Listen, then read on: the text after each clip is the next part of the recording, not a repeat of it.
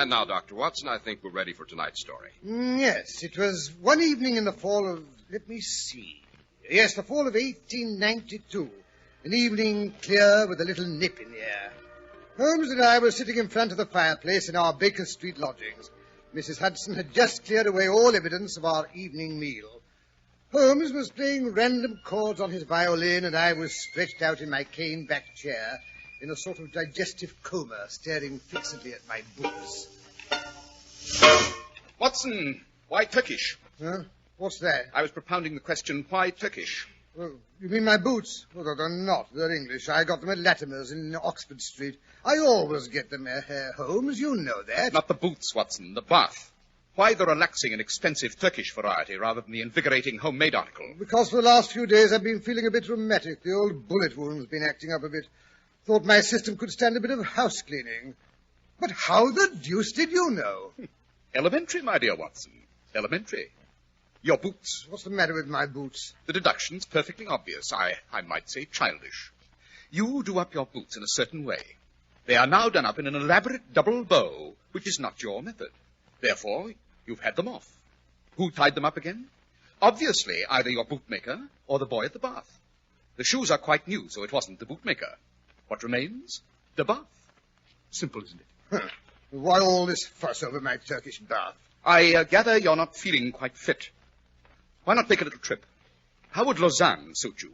First-class tickets and all expenses paid on a princely scale. What are you talking about? A trip to Lausanne with a run-up to Baden-Baden and ending up at Montpellier. Yes, but Holmes, the season at Lausanne and Baden-Baden is closed. Unfortunately, Watson, there is no closed season on disappearing females. What's that? The drifting and friendless woman of means is one of the most dangerous classes in the world.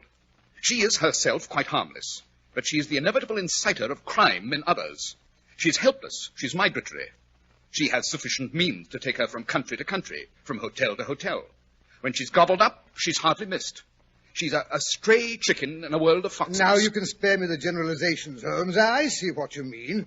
Who is the missing woman? Lady Frances Carfax. What, you mean the only child of the late Earl of Ruffton?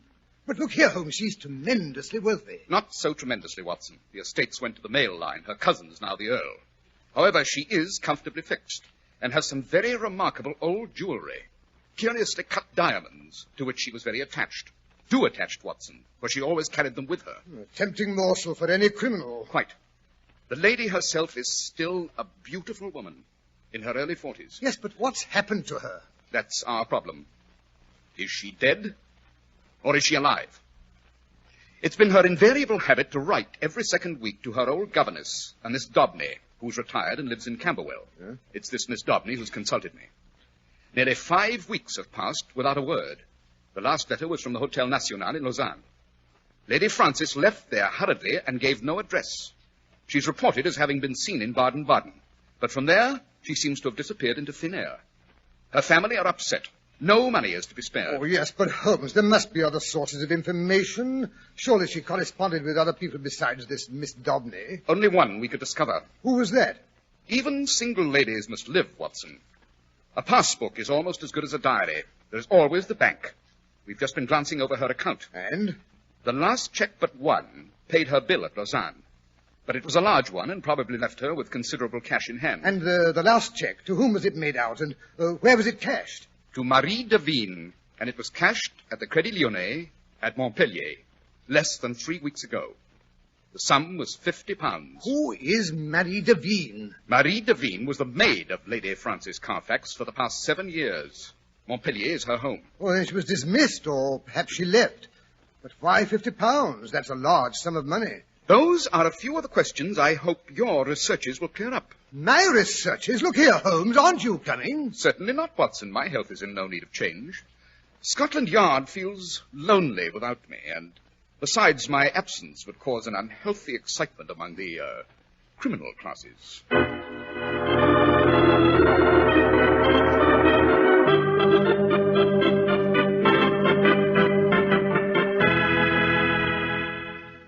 Pardon me, gendarme.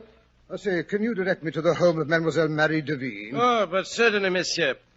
The little house on the corner, the one with the red geraniums in the window. Oh, thank you very much. Not at all. What a wild goose chase this has been. Lausanne, Baden-Baden, and now this place. I probably won't learn any more here than I did in the other. Monsieur Desire? Oh, pardon me. Does Mademoiselle Marie Devine live here? But certainly, monsieur. I am she. Will you have the goodness to enter? Oh, thank you. Please, will you come in here? Be so good as to sit down. Thank you. Bon. Now, what is it I can do for you? You don't by any chance know the present whereabouts of your former mistress? You mean Lady Frances? Hmm? But no. Is anything the matter? Well, you see, she seems to have disappeared, and naturally I knew it. He has got her, the black one. Oh, I knew it would happen. I should have stayed with her. What's this? What black one? He is bad, wicked. One day on the promenade at Lausanne, monsieur, I see him seize her by the wrist. He follow her around for days. We see him everywhere we go. It was for fear of him she left Lausanne. She ran away, that I know. He was so big, so fierce, so black. A veritable sauvage, monsieur. Black savage? You mean an aborigine, a wild man? Oh, no, monsieur, not like that.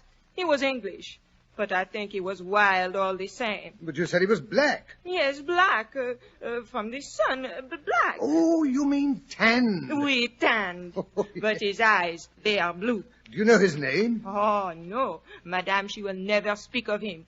But I think she knows him from before. Oh, she's afraid. She trembles all over like a leaf every time she sees him. So you left Lausanne to escape him? Yes, we go suddenly, so we cannot follow. We go to Baden-Baden. Oh, yes, I followed the trail that far. You stayed at the Englischerhof for a fortnight. Did you see anyone there that Lady Frances knew? At first, no. But in a few days, Madame made the acquaintance of a Dr. Schlesinger and his wife. He's a missionary from South America. Schlesinger? That must have been the man who Holmes wired me about. Wanted to know if there was anything wrong with his left ear. You mean he did not hear well? No, I do not think that is so. No, I expect not. That telegram was probably a bit of Holmes spoofing. Well, go on about this missionary chap. Poor man is very sick. He's recovering from a tropical fever. Such a good man, so brave, so patient. My lady, she helps Mrs. Schlesinger to take care of him, and all the time they talk of religion. Sounds placid enough. But then, one morning, Lady Frances, she come back from the baths. She has seen him again, the black Englishman. She is in a terror. She tells me she is leaving at once for England with the Schlesingers. They have promised to protect her. And so, next day, she is gone. And that is the last I see of her. Why didn't she take you along with her? Me, monsieur? Well, you see, I'm what you call a fiancée. I'm to be married next week. Oh, I see. So Madame is so good, she let me go, and she gave me a nice check for my wedding present. And now she is gone. I never forgive myself I did not take her safe to England. These poor Schlesingers, they do not know this black man. They do not realize the danger. Oh, my dear mademoiselle, it's not your fault. You mustn't be alarmed. Oh, but monsieur, I'm in an agony of fear until she is found. Now, I'm sure my friend Sherlock Holmes will find her if it's humanly possible. Well, good day, Mademoiselle Devine. I must go. It's getting late, and thank you for your information. Not at all, monsieur. It has been a pleasure. I only hope... Oh, monsieur. Yes, what? Look there, coming down the street.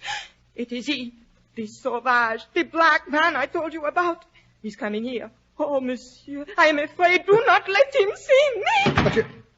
Oh, confound the girl. She shut the door in my face. Oh, she'd only take me inside with her. Well, I suppose I shall have to brazen it out. Can you tell me if Miss Marie Devine lives here? Marie Devine? That's a nice name, eh? Who is she? Sounds a bit like a music hall singer, doesn't it? Jolly name, Marie Devine. I believe I saw you talking to the lady in question just 2 minutes ago. Who, me? Talking to Marie Devine? Oh, nonsense, my good fellow. That was a cousin of mine, a dear little thing. What's her name? Oh, my cousin? Well, her name's Emma or Mattie or something like that. What's your name? That's none of your business. You're an Englishman, I take it. What if I am? Look here, what's the good of beating about the bush? What have you done with her? What have I done with whom? Lady Frances Carfax, of course. Where is she, you swine? What? You little gutter snipe, I'll break every bone in your body. Oh, no, you won't. You don't want your head bashed in. I'll show you. Oh, no, you don't. Take that. Ask me a question like that, will you? You good-for-nothing kidnapper. I'll show you. Choke you till your teeth rattle. Gentlemen! Gentlemen, please. Holmes. Good heavens, where did you drop from? And now, sir, if you'll kindly release my friend. Watson, let go of the gentleman's tie. But, Holmes, look here. I've got him. This is the chap who abducted Lady Frances Carfax. There he goes again. Well, Quick, stop. stop. Gentlemen, as you may perceive, I am armed with a rather businesslike little cudgel. The first one to continue this brawl will have it cracked across his cranium. But, Holmes, don't you Watson, realize... Watson, come along back to the hotel. It might be a good idea to find a piece of raw beef for that right eye before it swells completely shut.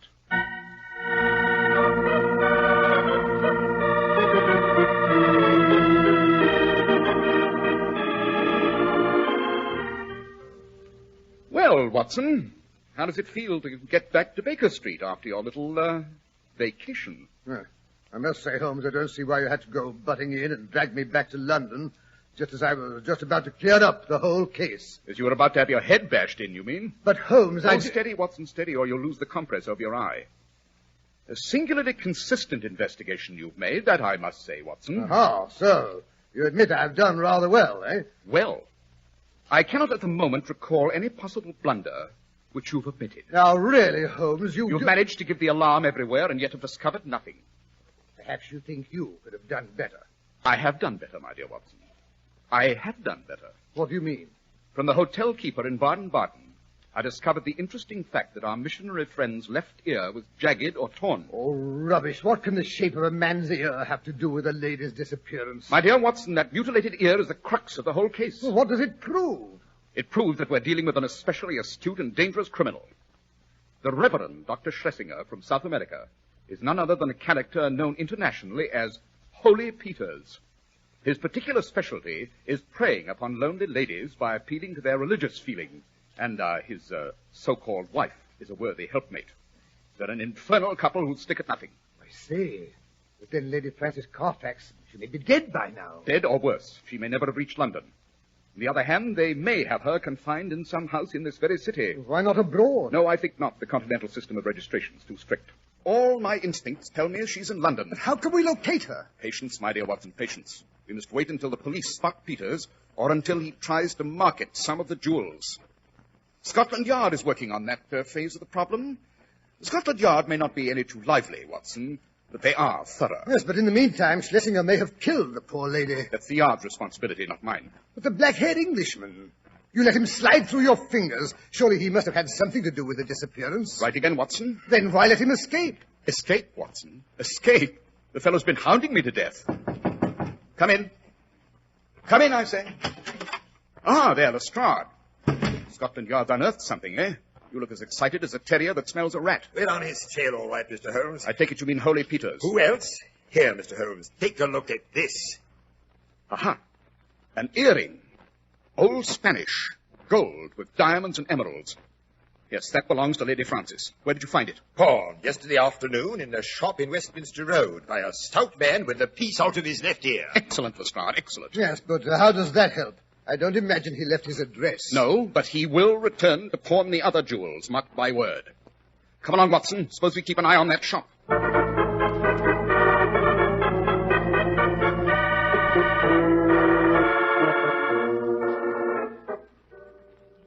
That's it, Mr. Holmes, the third shop past the corner. The one with all the junk in the window. Yes, Lestrade.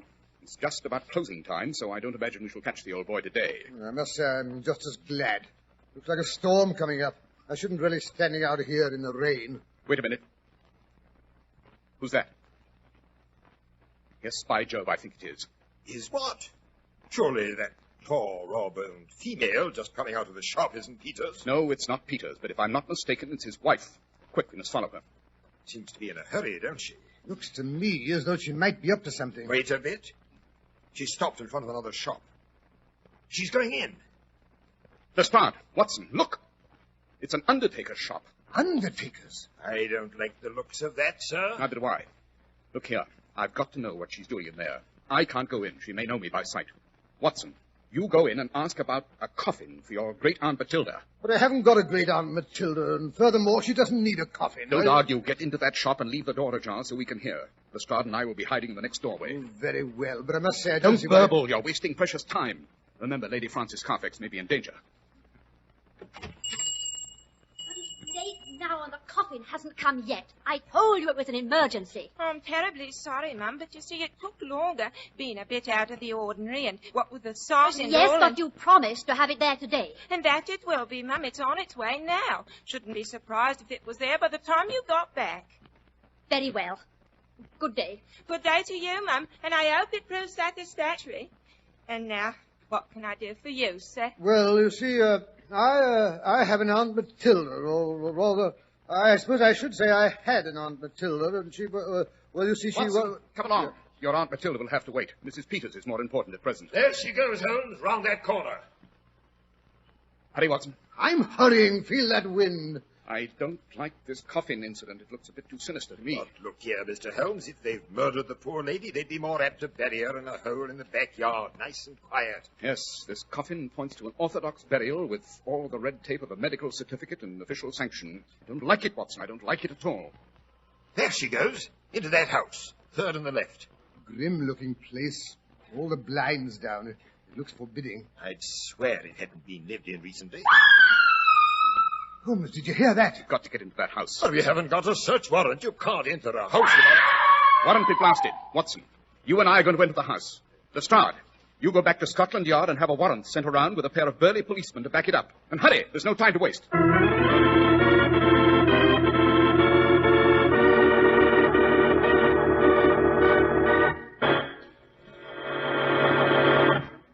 When you buy your first Clippercraft, perhaps you'll wonder how truly fine clothes can be made today at such modest prices. Trying on a new spring Clippercraft suit, however, is a convincing experience. You know that rich-looking worsted will give you long service. You feel the comfort only skilled designing makes possible. You're obviously dressed in the best of taste. Yes, it's difficult to believe that such handsome, expensive-looking Clippercraft suits are only $40 and $45. Top coats in fine coverts and worsted gabardine, only $40 and $45, and sport jackets, only $26.50. Clippercraft values are made possible only by the great Clippercraft plan, which concentrates the buying power of 1,036 fine stores across the nation. Yes, selling expensive clothes at inexpensive low prices at the nation's finest stores is the great big idea behind the Clippercraft plan. That's why men who know insist on Clippercraft clothes. So be sure to visit the Clippercraft store in your city. These leading stores in the metropolitan area are proud to add their names to Clippercraft in your suits, top coats, and sport jackets. In Manhattan, John Wanamaker Men's Stores, Broadway at 8th and 67 Liberty Street. Saks 34th, Broadway at 34th. In Brooklyn, Abraham and Strauss. In Newark, New Jersey, Boulevard Men's Shop, Kresge Newark. And in Jamaica, the B&B Clothes Shop, 16408 Jamaica Avenue.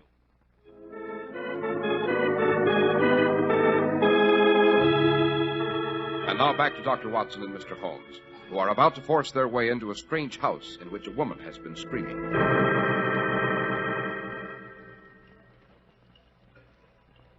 But look here, Holmes. You're not going to ring the front door bell. Why not? Well, Always try the easiest method first, Watson. Yes, someone's coming. Well, what do you want?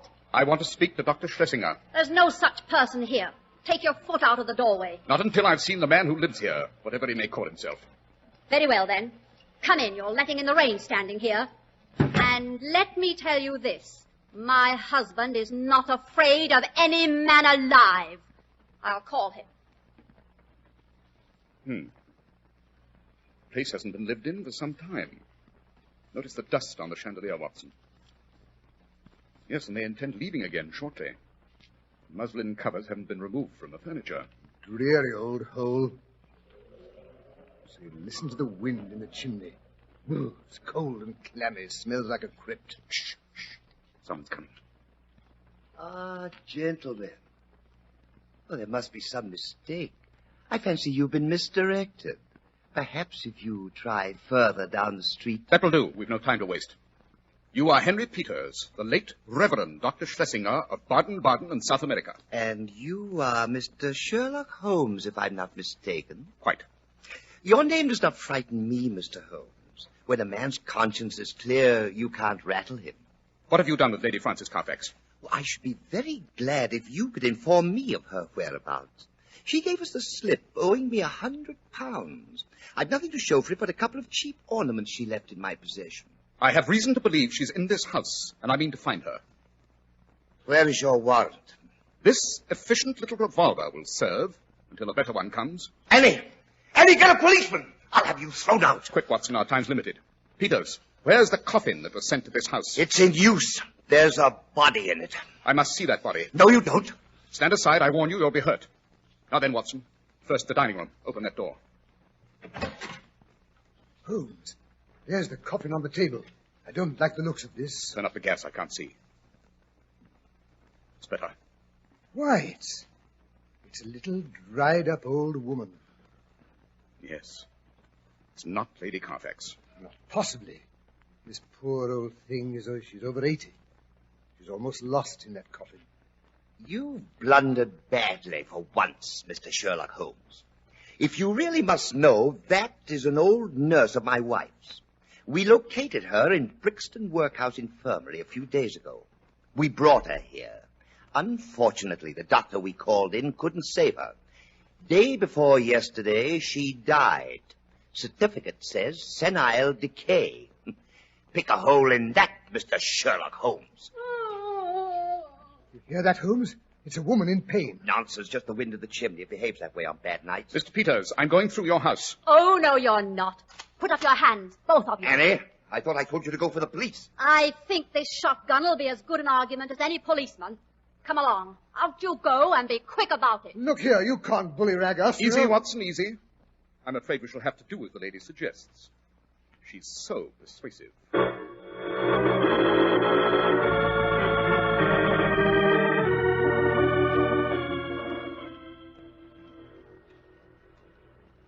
I say, Holmes, I'm drenched to the skin. How long do we have to stand here in this beastly rain? Until Lestrade comes back with a search warrant, I'm not going to take my eyes off that house. Confounded, why does Scotland Yard always have to be so slow? I say, look, Holmes. What's that carriage driving up in front of the house? Great thunder, it's a hearse. Why a hearse this time of night? Why the hurry? There's something wrong about this, Watson. Something I can't quite figure out. They're bringing out the coffin. Seems to be heavier than you'd expect. The coffin. Of course. Heavier and deeper. Special job. What a fool I've been. Quick, Watson. We must stop that coffin. It's life or death, and 100 chances to 1 it's death. Yes, but how? I don't understand. Put that coffin down. Put it down, I say. You again. I thought I told you to keep out of this. Order those men to put that coffin down, Peters, or I'll blow your brains out. Very well, but I'll have you arrested for this. Good. Here comes Inspector Lestrade of Scotland Yard. You could speak to him about that. Hello. What's up? Catch them, Lestrade. That man and woman are trying to make a getaway. No, you don't. Here, Watson, never mind that. Help me pry the top off this coffin. But, Holmes, you're not going to do it out here in the rain. Don't argue. Get at it. Well, all right. This side seems loose. Hurry. All right. That's it. Now again. Here we are. That does it. Phew. What a beastly smell of chloroform. Well, the coffin is saturated. Look here, Holmes. There's nothing in here but the old woman. Take her out quickly. Don't you see she's resting nearer the top than she was before? Take her out. There's a false bottom. That's it. It should lift out. By Jove, it does lift out. Look, there's another compartment underneath. And in it is Lady Frances Carfax. Watson, tell me quickly. Are we too late? Is she gone? No. No, there's still a faint pulse. We'll be able to bring her round in time. Phew, but it was a close call. Yes, thank heaven we were in time to prevent a double funeral.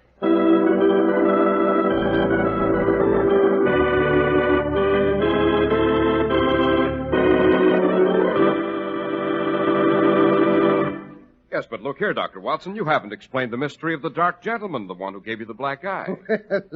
Well, he turned out to be the sheep in wolf's clothing, a boyhood sweetheart of Lady Frances Carfax.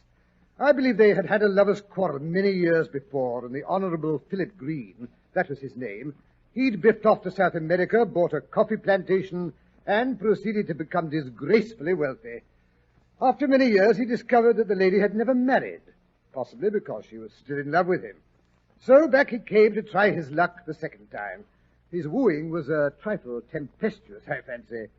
But the lady finally relented, so the story has a happy ending. And now, Dr. Watson, what about next week's story?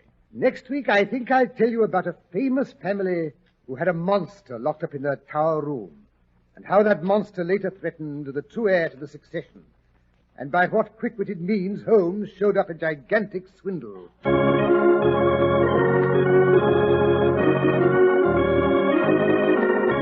The makers of Clipper Craft Clothes and 1,036 leading stores from coast to coast have brought you another in the new series of broadcasts featuring the world's most famous detective, Sherlock Holmes.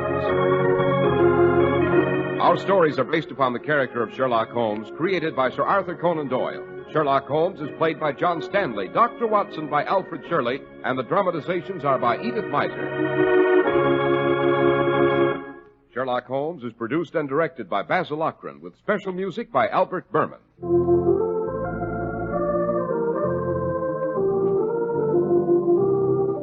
If you don't know your Clippercraft dealer, write Clippercraft, 200 Fifth Avenue, New York City. Be sure to listen next Sunday to Sherlock Holmes in The Return of the Monster. This